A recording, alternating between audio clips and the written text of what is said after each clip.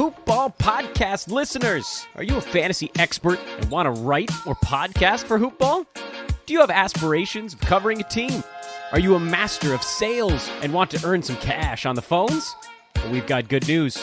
Hoop Ball's recruiting. If you think you have what it takes, hit us up at Hoop Ball Fantasy on Twitter or by emailing teamhoopball@hoop-ball.com. Again, that's at Hoop Ball Fantasy on Twitter or emailing teamhoopball@hoop-ball.com.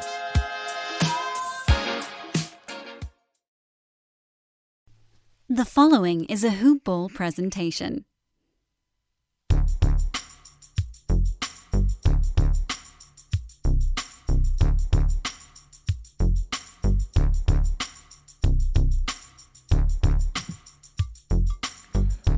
Hello and good morning.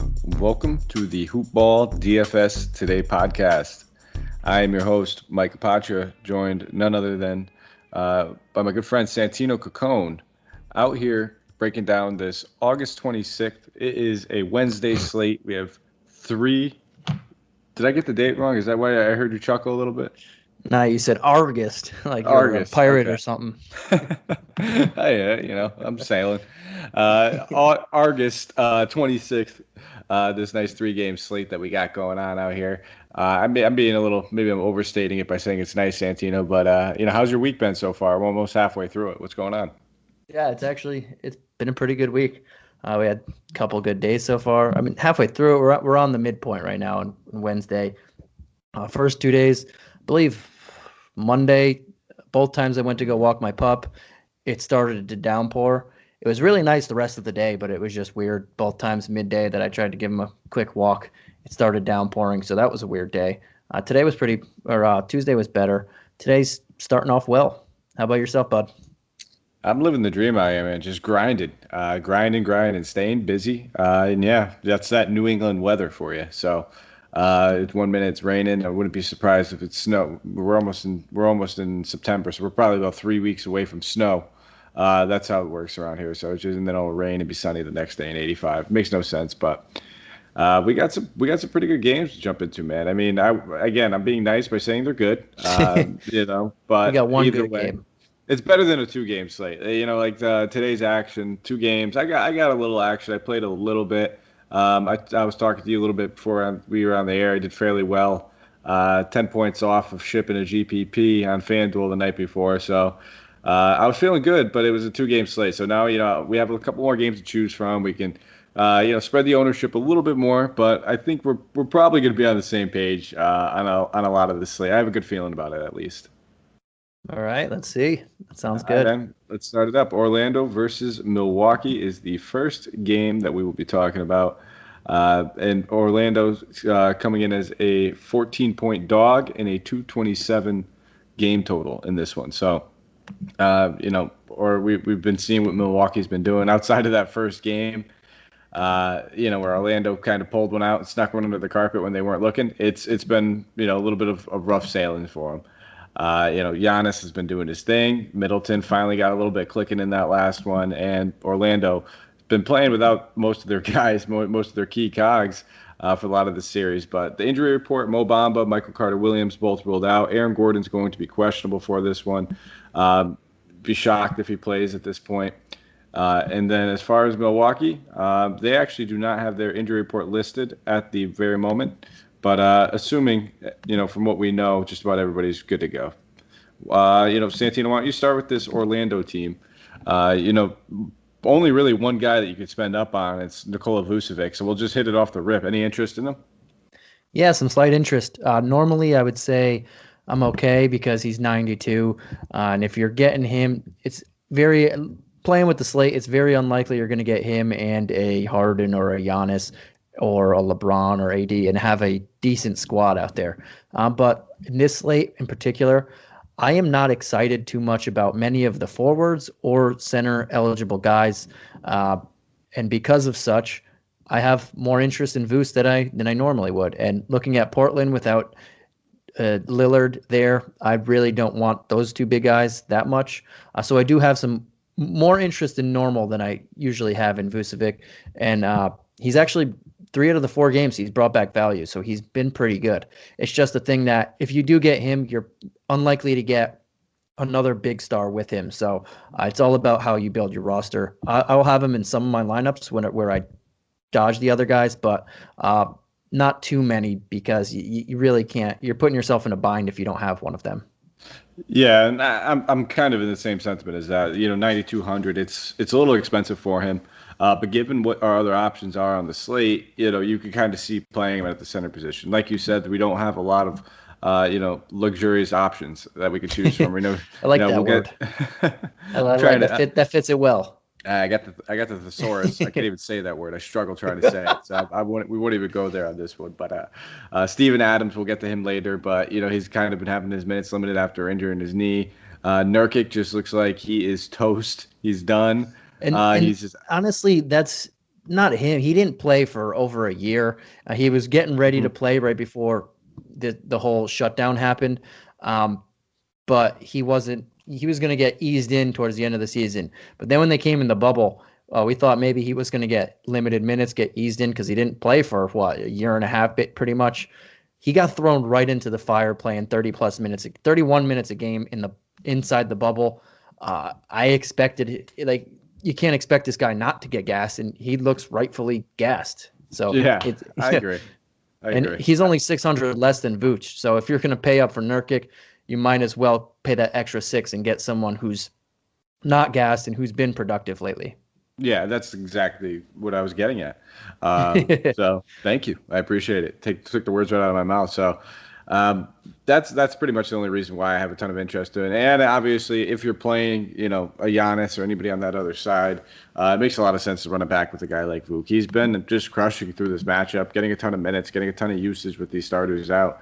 Averaging at least 20 shot attempts over the past 4 games during this series. So I don't mind taking a look at him, but the price tag is getting up there. But let's look at some of these cheaper options. I mean, everybody else that we can pretty much look at is going to be 5,400 or less on this team. So yeah. Do you have a favorite amongst the group? I guess we could say between Augustine and Fournier, Ross, Fultz, Fournier, Augustine. Any one of those guys stand out? 2 of them, I mentioned 2 of them last time. Fournier, he finally brought back value. I said I played a little bit of him last game because I thought he was going to finally start hitting shots. He didn't hit the shots, but he still brought back value. He shot 4 of 14, and he shot 3 of 9 from 3. He scored 33.5 fantasy points, though, or DK points, I should say. So he brought back value, and he still didn't hit his shots. So if I'm looking in this territory, it's again going to be him. At some point he's going to have to hit shots, and I keep repeating it. Though the Bucks, the biggest weakness, if they had one, is that they give up 14 plus 3-pointers per game. So at some point Fournier is going to start shooting over 30% from the field, over 23% from the field.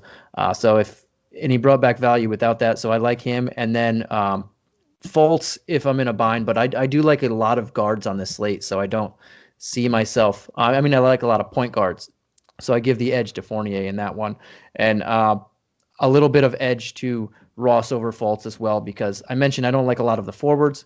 Ross has forward eligibility. I put him behind Fournier, but because he has forward eligibility, I like him a little bit. Yeah, so then you touched on 2 guys. I have a little bit of interest in Fournier. I think Fultz is the guy I'd probably gravitate towards the most out of that group of 4, actually. Just simply because they're down 1-3 right now. If this game gets away, Fultz is a guy that they definitely want to take a longer look at just to let him get as much action as possible, no matter what the circumstances. And they let this kid play until he fouled out in that last one, and he was playing well. He looked good. He had 15 shot attempts. So, maybe they say when it's getting ran off the gym that they want to keep playing him. Maybe he runs with some of the bench unit guys. I could see it. So I do have a little interest. But like you said, there are plenty of guards. So for that reason, I see why you have your interest in Ross. I got my good game out of him last one, man. I played him. I got the 30 points, and now I feel like I should just run away with it. I never get Terrence Ross right twice in a row. I try to be very upfront and honest with these plays. So I don't think I'm going to go near him, but I wouldn't fault you. You hear that, Santi? I didn't say I wouldn't knock you. I wouldn't fault you. What about Fournier? I think he's my favorite of the 3. He's got to make some shots at some point. I think I like him more than Ross outside of the position eligibility. You're right. This dude has to finally make something. He's been taking the shot attempts. But even in that last one, he finally returned value. He still did struggle. He only shot 28% from the floor. So, as much as he should be grinding and crushing in this matchup, he's not. And Wesley Matthews, he's been looking a little spry for an older guy. So maybe he's just holding it down pretty well. They have the length. It's a tough matchup, especially because when we've seen Fournier play at his best, it's not when he's being relied on as the second option. That's not an easy thing to do. When you have, Aaron Gordon, you have Jonathan Isaac, and you have some of these other guys just clicking, you get left open once in a while. You have easier spot up three. So it's he's maybe getting the same amount of shot attempts, but they're more difficult shot attempts. So, hey, at 54 though, that's a solid price tag. But maybe I think he's more GPP for me. I wouldn't trust him in cash. I don't think. Yeah, his floor with the shooting performance that he put on is not the safest. But I mean, he has to start.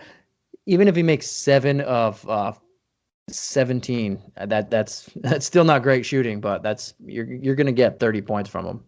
I would take 7 of 17 in the backyard right now, Santino, 3-on-3, and run away with that. That's I'll take that. It depends. He shoots a lot of threes. That's high efficiency shots. I'll take those. Let's slide over to Milwaukee now. We're talking about the Bucks. We already kind of touched on them a little bit earlier. The spread's there for this game. There's really only one game out of the 3 that's relatively close. So the blowout narrative is real, but we've still been seeing these starters play a decent amount of minutes. Giannis in that last one playing 33, Middleton above 30, Lopez above 30. The only one of the starters that hasn't been able to crack 30 during this whole series is Eric Bledsoe. And for that reason, I've been pretty much staying away from him. I got burnt on that, that one game where he dropped 37, but outside of that, I've been doing pretty well just by fading him. So I'll lead off by just saying I'm fading him, and then I'll pass it over to you to ask, what you're thinking about, their big 3, but right off the rip, Giannis 11-3, plenty of guys to spend up for. Is he one of the guys you're looking to spend on? Yes, he is. And I like Harden as a point per dollar player better, but as I said before, there's just not many forwards I really like, and you have to get 2, 3. You have to get at least 3 forwards and 1 center on your team. Yeah, to me, my little buddy's going nuts right now. To me, there's not. It's very hard to get that without I just didn't see the value too much there, and I like a lot of guards. So for me, I give Giannis the slight edge over Harden because he has forward eligibility, but I like Harden to score more points. It's very complicated. No, and I get what you're saying. I mean, when it comes down to it, it's all about construction and where you're going to get the best positionality. So this is why I always, harp on tinkering with your lineup. You may start your first initial build in the day with Harden in there. When you're done, you might like it, you might love it. Maybe there's one spot or one player who you don't feel too great about. You just maybe rounded it out, and then you switch up. Maybe you take your forward out, whoever was in there. Maybe it was a cheap guy. You put Giannis in there. You see what shooting guard you could afford, and all of a sudden you like it even more. And you're probably going to get a ton of less ownership on Giannis compared to Harden. Although Harden's ownership has been freakishly down in GPPs during the bubble. I think it's just because Lillard's hot, LeBron's hot, everybody's just playing so well, but. Hard to imagine he's not the highest owned player on this slate, knowing that the other 2 games have spreads like they do. Besides the last game, though, I've been saying it, if you look at Harden against this team, it's one of the worst matchups for him. He's played, to James Harden standards. He's played I don't even want to say poorly, but he's not played up to James Harden standards besides this last game for his price tag especially. And that's why I have been going in other directions, but I do like him in this game 5. Russell Westbrook's already ruled out. I like him to repeat that performance. It's just there are a lot of guards on this slate that are also pretty solid, and you can get value there as well. It's hard to say the same about the big guys. Okay. Well, we talked about. I kind of gave my sentiments on Bledsoe, but you're talking about forwards being, scarce. So you mentioned playing Giannis for that reason. Would you see yourself playing Middleton now that he's kind of snapping out of this funk a little bit? 2 straight games with almost 40 DK points. Yeah, and it was about time. You knew it was coming where he was going to start making some shots. He still didn't shoot 40% in the last game. He shot over almost 60% on threes, which is awesome. But yeah, if I don't play Giannis. And I decide to go with a Harden or go with a Vooch, then Middleton makes the most sense to me on this team. There's no one else really you can count on besides those two, I should say. Brook Lopez, it's just he's not bad, but there are people around his price range that have a higher ceiling in their matchups. And Eric Bledsoe, same thing. There are people around his price range that have higher ceilings. Bledsoe has not. The most minutes he's played in this series was the first game, 28. And then after that, he's been capped around 26, 24. That's just not enough for me. I need you to play 30 minutes if I'm going to spend a little bit of money for you. So, but Middleton is easily those are the only two I'll look at there. And if I don't get Giannis exposure, I want Middleton. Yeah, I can hear that. I don't mind looking at Lopez in like cash games. I feel comfortable knowing that he's probably going to get me at least like 25, right around that 20.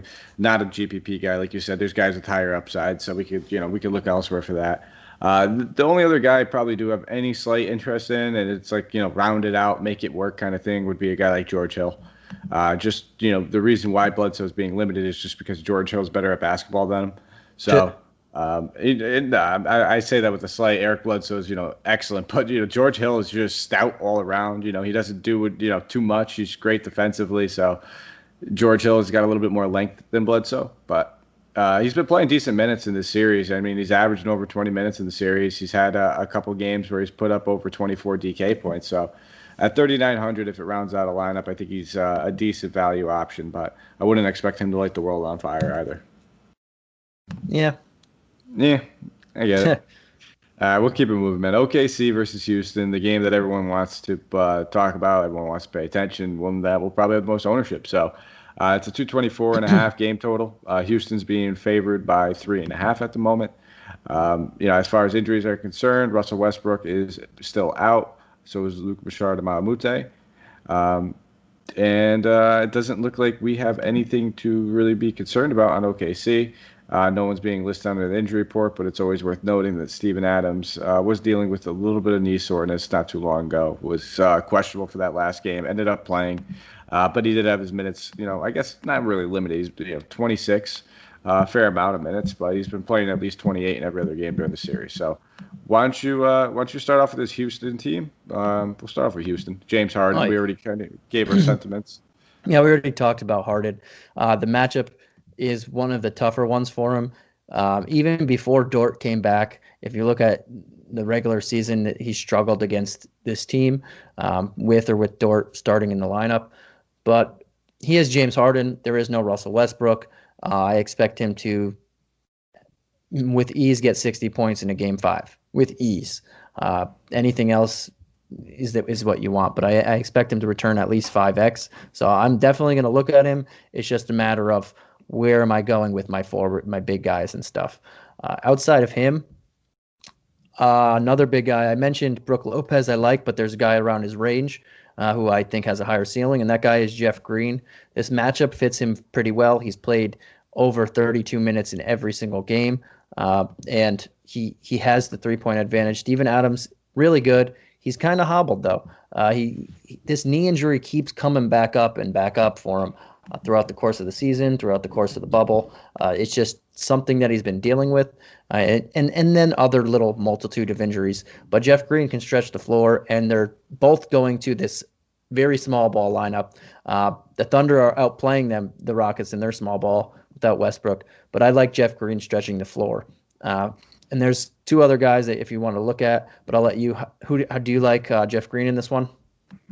I definitely think he's in play just from the minutes standpoint. You mentioned we've seen the 40-point upside already in this series, so I don't mind taking a look at him. I don't know how much I'll land on him, but he makes more sense in lineups for me. Like maybe if I'm not playing Harden, but I'm with you on the Harden train. I'm gonna have loads of them. I expect everybody else is gonna have loads of them. It's just such a close game. Series is close. He snapped out of it. Had a great game in that last one. But I'm with you. I don't see any possibility it doesn't get 60. And we know he has that upside of 75, 80. And if he gets that, you're going to be dead in the water if you don't have it. So, it's definitely worth the fade as well, just because, like, for all the things I mentioned, the ownership is going to be through the roof. So, maybe in the lineups where I'm not playing too much James Harden, because we're going to get to the other side of the ball. And I'm going to have loads of interest on the other side. But you said two more guys. So who are those other two guys that you're thinking about? So Daniel House has been playing well. So he's definitely one. He's been playing nearly 40 minutes a game too, the last 3 games. After came in a little banged up in that first one, but he's on fire right now, and he's bringing back value at 55. I keep coming back to the forward eligible players that I don't like too many of the guys. There's really just not many forwards out there that I like. Okay, I really like them and the money fits. But Daniel House is only 55 and he has both forward spot eligibility at both forward spots. He's been playing really well lately. They need him, and he's bigger than Schroeder, who's playing a lot of small forward on the other side. So he's one guy I'm looking at. And then I guess you can split this last one into two. But Eric Gordon is pretty much getting 30 points every time in this series. He's taking a ton of shots without Westbrook there, pretty much 18, 19 shots a game, and he's getting you 30 DK points. But I think at some point, Robert Covington's going to snap out of it as well. And at 5,700, I'm okay with taking the plunge again. Mm-hmm. Yeah, I'd prefer Covington over Gordon personally, just because 6,100. It's like you said. I mean, he's been getting 30 a game. The shot attempts will be there, and he'll probably be good for 30 again. But I want the upside. I know Gordon does have that upside. He could get 40. Don't get me wrong. But he could also get you, 15, 16 very, very fast. And I expect with how well he's been playing, more ownership to be drawn to him as opposed to Covington. And Covington has power forward eligibility as opposed to Gordon, who only has that small forward and shooting guard. So allows us to kind of fill that up. But I prefer House, I think, over both of them. You touched on him too. I love what he's been doing. And just bottom line, he's been crashing the boards. And, with PJ Tucker at center, a lot of it due to matchup with Gallinari on the wing, basically stretching the floor, playing on the three-point line. It's pulling Covington away from the basket a little bit. So House has kind of been forced to crash the glass. Tucker's sitting there doing his best to box out Aquaman Steven Adams. So I don't mind taking a look at a guy like House. Also has power forward and small forward eligibility, 55. I'd say my two top plays I'm looking at on Houston would be House and Harden. Probably Jeff Green falling in third with Rocco at 4. Yeah, I'm pretty the same way, but I probably lean Jeff Green a little over House because of the center eligibility, but I like House and Covington as well. I like House more on a point per dollar basis, but eligibility, I give it to Jeff Green. All right, man, let's slide it over to Oklahoma City. There's a lot of guys on this team I think are very much in play, but let me hear your breakdown. We've been seeing Chris Paul, Shea, and Schroeder just ball out the past few games. So we'll start off with those three main guys, all different price tags and different ranges, 6'4", 7'4", 8'1". But who's the one or two, or maybe none, that you're gravitating towards the most? So to me, depending on the dollar amount exactly, I'm gravitating towards, or the dollar amount that I have at the end, I'm gravitating towards Schroeder and Shai. Paul, I love Paul, but for 700, a little extra money, it doesn't always fit on here. But those other two have both point guard and shooting guard eligibility. And like you said, they're all balling out. They're all playing great. I lean toward, my initial lean was to Schroeder, but I kept having a little bit of extra cash. So then I went up to Shai, who's playing great. Dollar for dollar, I'd probably go Shai because I was off on him at first, but he's on fire right now, and I like to keep riding that rave. Riding the wave. He's playing nearly he played the entire game a couple of games ago. 45. He's averaging 46 minutes the last 2 games. You can't beat that. So I'm at a loss for words, but for playing someone that much, maybe that time. He has no legs under him because you're playing every other day. But until I see that, I really like him, and Schroeder right behind him. I love all three of these guys. I will have at least 2 of them in every single lineup. And you touched on the reason why. It's the minutes, man. If you're telling me that we could get Shai Gilgeous-Alexander over the last 2 games, the dude has a total of 92 minutes played in 2 games. Sign me up. I'm good with that. You could be a terrible point per minute type of guy and still play that amount of type of minutes, and you're going to be good to go. So 7,400, I think, is more than a fair price tag. It's a close series. It's a great pace game. It's a great matchup for him. all the things point in the right direction for all three of these guards, and I'll be mixing and matching. I like to build multiple lineups, you know that. So I'll be having my shares of all three of these guys. I'll probably fade Gallinari though, man. He's the one guy out of the bunch, with Adams at least dealing with a knee injury, but Gallo, he's been struggling a series. He's had a few good games, but I would expect him to be a bigger X factor. But I think Rocco and just the kind of House, Jeff Green, they have bodies that they can put on him, and I think just these guards with their usage have just been completely taken over. So where are you at with Gallinari? Yeah, I'm not. I mean, I said there's not that many forwards I like, but I don't. And he's kind of one of them right now. He's playing pretty decent. I liked him a lot better when we started, and his price tag was in the mid fives. But right now at 6'3", there's just the three guards on this team are a lot better values right now, and they're playing out of their mind. And Schroeder for an extra 100. I know the positions don't match up, but Schroeder for an extra 100 to me is a no-brainer. Yeah, I'm with you. Lock it in, Schroeder over Gallinari.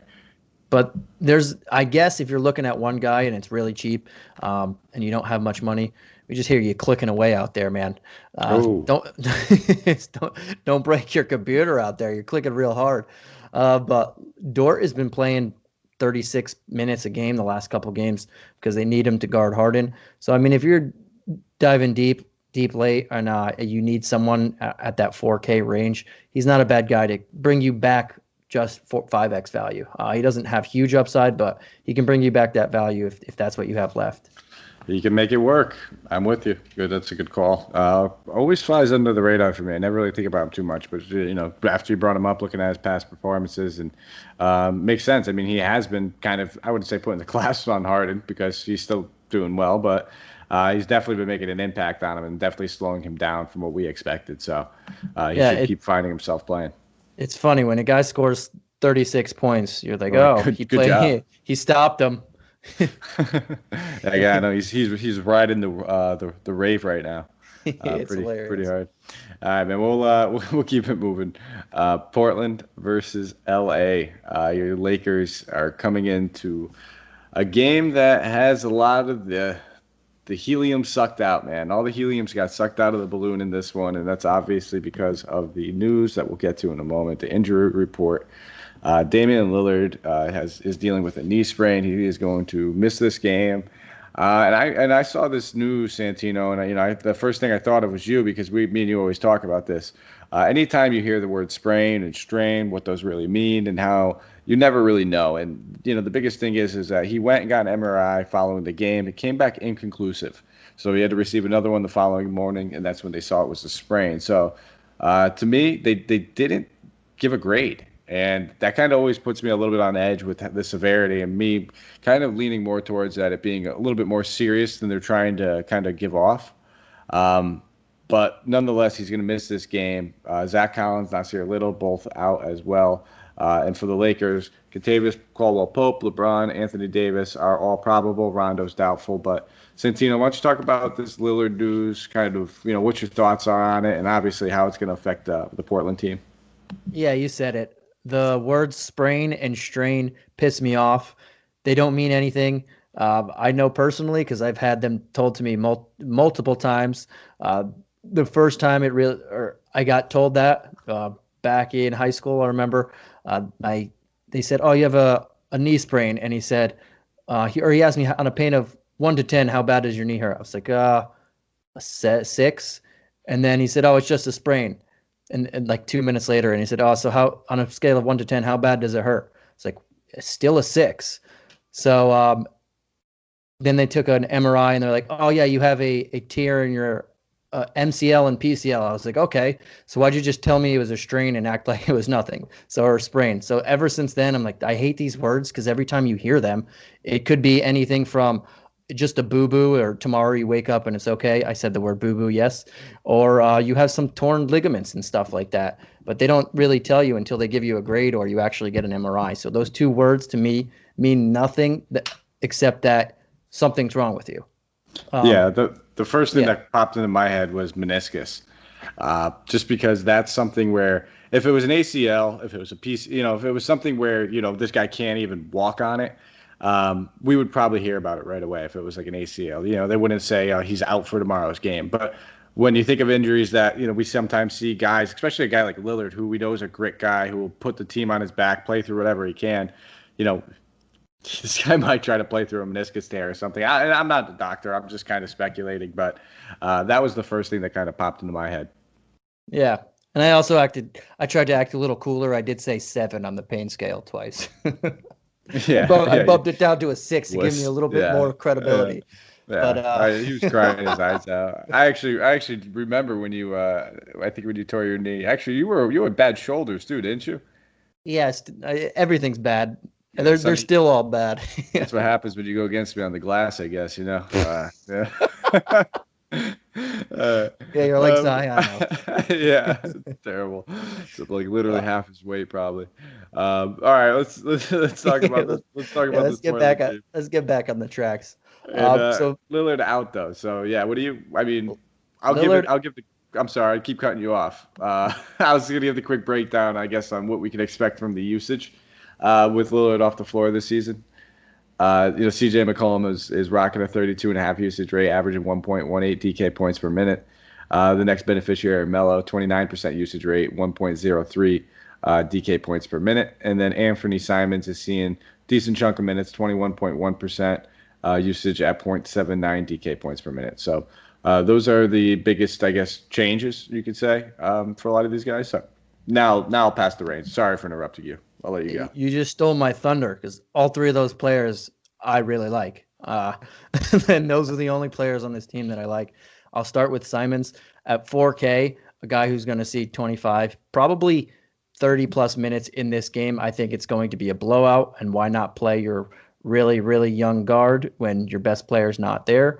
So I really like Simons for this. I'm pretty sure everybody's going to really like Simons for this because he's going to make a lot of people's money work. But 4K, I can't pass him up, and he has both shooting guard and point guard eligibility. He's going to be like one of those guys that going to find a way in my lineup all the time. There's not many people around that price tag that I can say confidently know that he's going to play, know that this game is not going to be close if the Lakers don't want it to be, and he's going to get a lot of run. And the point guard against the Lakers right now, especially with Rondo there, has been playing well. So how do you feel about him before I get into the other 2? I like him. I definitely think he's in play. I think he, like you said, he's going to draw a lot of ownership. He's going to draw a lot of attention. This is kind of where I plan on, making a statement, I guess, with my lineups. And I'm not going to fade him, but I expect to be underweight on him. And there's one guy that you said you like Melo. You said you like McCollum. I kind of like Gary Trent Jr., man. I mean, I like both of McCollum and Anthony as well. And I think Simons is a great play, but I have a ton of interest in Gary Trent Jr. I think, he's been kind of slowing down a little bit from when he was scorching hot 3-point pace. People are going to forget about him. They're going to look at those recent games and want no part of it. But he played 34 minutes, even in that blowout. So, you're talking about Simons, guys still getting run. I expect Trent to still be in that same kind of breath. And he's going to absorb a ton of usage. I actually wouldn't be shocked if we don't see Simons even start. They just decide to run McCollum at the 1. And we kind of see them go in a different direction. That wouldn't shock me. Trent and then Melo and then, the whole, Whiteside and Nurkic combo. But, I think all 4 of those guys are, you're going to want ownership some way. And it's all about game scripting. If you're looking to play McCollum, keep in mind the dude's playing with a fractured back. If this game gets out of hand, don't expect him to necessarily go out there playing 40 minutes like he is in some of the games that are a little bit closer. He played 33 in that last one. Still a good amount of minutes, but the prior game he played 43, with it being a little bit closer. So what do you think about Trent? I'm not as high on him as you are. I'm really not going to play him too much. I would rather pay up the extra 11K and get Melo, who I really like in this. You mentioned the McCollum. The guys on OKC are similarly priced, and as much usage as McCollum's going to get, this game might turn into a blowout. So I feel safer with the other guys knowing that that's going to be a barn burner. But Melo's just going to come out and shoot. And at 59 for power forward, small forward eligibility, this guy, this is going to be the last game of his season and all their seasons. Sorry to put that bluntly, but they're not going to beat the Lakers in this game. Melo's playing for another contract because he did not get signed until no one wanted him.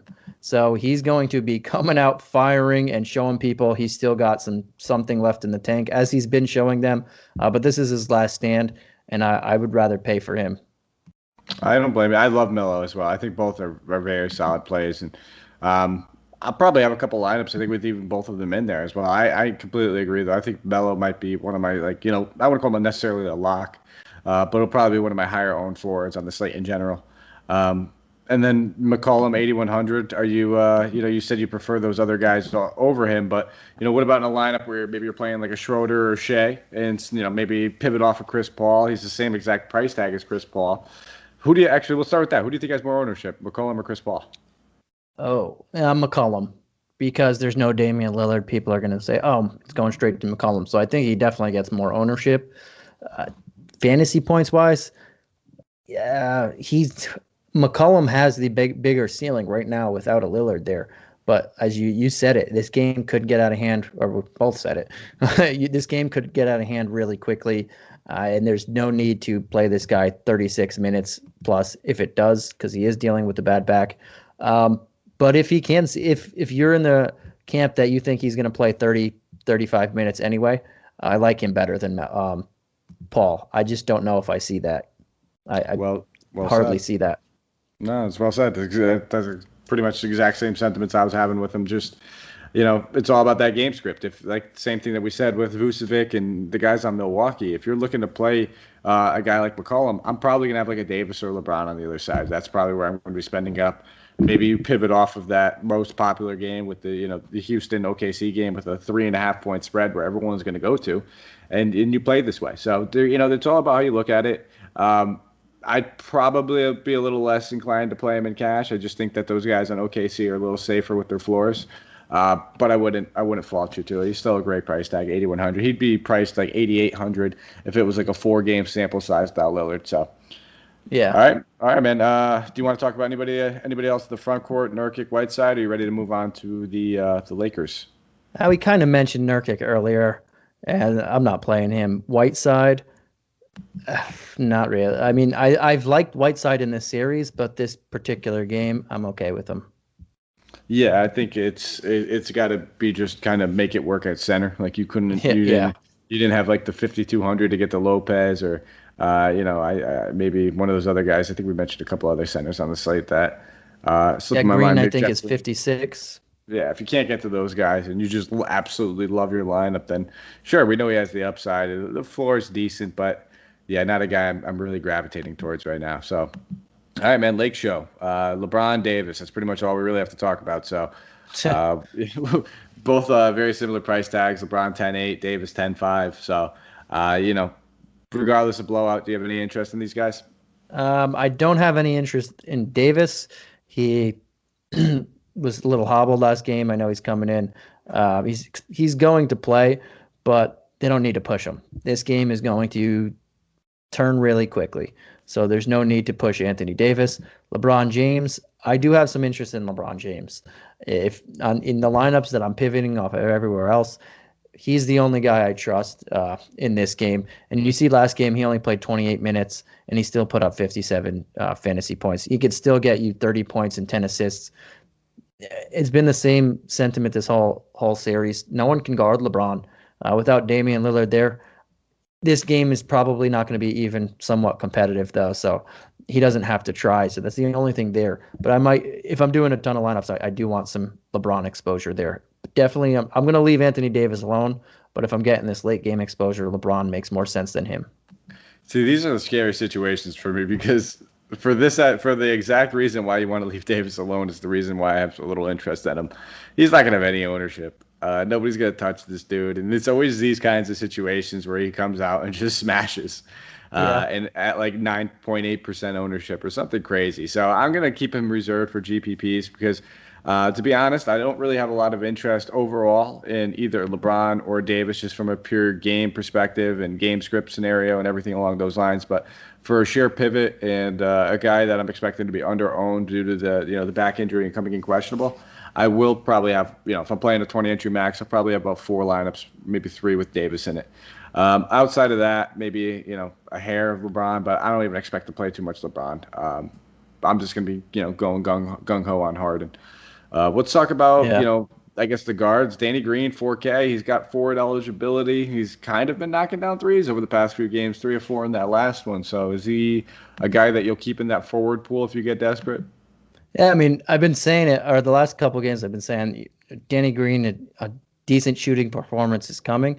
That last game we finally got it. He brought you back some solid value there. He was under 4K. He brought you back 27 DK points. He made he's 5 of his last 8 from 3. Not a lot of shot attempts though. And another veteran guy that when this game gets out of hand, they'll probably let him go. Same with Caldwell Pope. I don't trust too many of these guys in this game script. I just think without Damian Lillard there, it just changes up the whole dynamic of this. If I did trust some guy, I never get this guy right, and he never gets himself right, really. Kyle Kuzma might have to just be Kyle Kuzma, beat up scrubs and look good for a change. And at 5'3", maybe I give him some look. I do like Melo a lot more than him, but that's not a terrible price depending if we're thinking that this game gets out of hand, and I do think that. But as far as everybody else on this team, because there's Danny Green's 4K and no one else is above 4K. The only guy I'm looking at, and that's purely if make it work, as we said with Whiteside, is a Dwight Howard. If this game gets out of hand again, which I think so, he could still play 20, 25 minutes and bring you back a near double-double and bring you back 5x value if you like the rest of your lineup.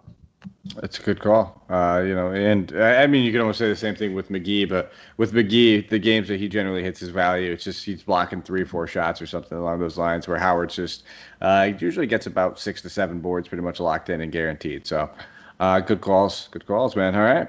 Well, I think that pretty much wraps up everything that we got going on over here. So before you guys take off, if you could just do us a quick favor. That's give us a follow on Twitter. You can find me at Mike Apatra. You could find Santino at Santino Caccone, SANTINOCACCONE. And then go check out Manscaped, guys. You guys hear us talking about this all the time. Maybe it's a gift for a significant other. Maybe it's for yourself. Whoever it's for, I can promise you they will be happy. Just use that promo code HoopBall. Get that 20% off plus free shipping. It's actually HoopBall20. I apologize. HoopBall20. For that 20% off and that free shipping. Get the Lawnmower 3.0 and all the other goodies. The bath, I like the bath wash. It actually smells really good. Body wash. But and then we also have our good friends over at MyBookie. So head over there and use promo code HoopBall, HOOPBALL. Get a nice little deposit match. Check out all the good, fun games that they have going on, whether you want to bet on the MLB for whatever games that aren't postponed. The NBA, we still have some great playoffs to look forward to. Finals not too far down the road. And then we have NFL, Santino. We've been talking about it left and right. That feels like it's only about, 15, 16 days away or so, something like that. Yeah. But go check them out. It's going to be fantastic. And use MyBookie to place any of your wagering needs, and you will not be disappointed. Immediate customer service as well. If you ever run into any questions or issues, they're right there to help you guys out. So that is all, man. That's all we have for you. I know we're going to be back tomorrow. We'll keep breaking down the games, but, there's a decent chance we don't have a Friday podcast if all these games don't go 7 games. Is that right, Santino? Yeah, and there's a decent chance we might not have a Saturday podcast as well. We'll see. I know that Saturday we have we have the Celtics and Raptors just got put on there for Saturday, but the Saturday games are Jazz, Nuggets, Mavs, Clips if they go 7, and then it looks like Game 2 Celtics Raptors are starting on Friday. I'm assuming maybe they throw in a Friday game there, but I highly doubt it. All right, so before we take off, I've been doing this new thing, Santino, to throw you on the spot. Name a guy that is under, let's say, 8K that you cannot see yourself not playing. Your lock play, the guy that you are getting in all of your lineups. A guy under 8K that I see myself. You have to say that again. A guy under 8K that you absolutely love that you're pretty much going to lock in. I never like to say the word lock because we don't always necessarily lock somebody in if you're playing multiple lineups, but. Yeah, your favorite play under 8K, because it's easy to name the guys above there, but your favorite guy under. Okay. This one's a little different. He's not my favorite play, but I like the position, and it's Jeff Green at 5,600. As I mentioned, there's just not many centers that I like, and I don't know if I'm going to pay up to get Vucevic a lot. Nurkic is there, and then there's just that giant drop off right after Nurk is Jeff Green at 56. There's just saying it goes from 86 to 56 shows me that there is not many options on this slate for center, and he is the guy that I keep falling to because I'm not paying up for Nurkic. And Vuce, if you pay up for Vuce, that means you're not going to get a Harden or even a Giannis. So I'm falling on Jeff Green pretty much every time. Fall on the Jeff Green sword. I love it. No, I'm with you. I think that eligibility makes a lot of sense when you want to look at a guy like Jeff Green. Well, that's all we have for you guys. I'm the podcast host, so it's nice when I get to ask the questions and not have to be asked the questions. So, I'll give a quick one. I'm with you. I think Carmelo Anthony is a guy that I'm going to have a lot of ownership, a very similar price tag. That's funny. When I looked, those are the two people I was thinking about, Melo or Jeff Green. But I'll let you say why Melo. Well, it's like all the reasons that you said before. It's the shot attempts he's going to have. When you imagine, giving Melo an opportunity to shoot more and saying, hey, we're probably going to lose the series. We just lost our best player. Have a last hurrah. I'm always about those narratives. So I'm with you. I think Melo. And then, I don't want to keep talking about it, but it was tough for me to choose between just the OKC guards in general. I was going to say the three Musketeers, all three of them. I'm going to just load up on those guys. But we'll be back. I'll be on with Aaron tomorrow. We'll be breaking down the Thursday card for you guys. But that's all we have for you guys. Thank you for listening. As always, for everybody over here at Hoop Ball, take care, guys. Let's go crush some GPPs.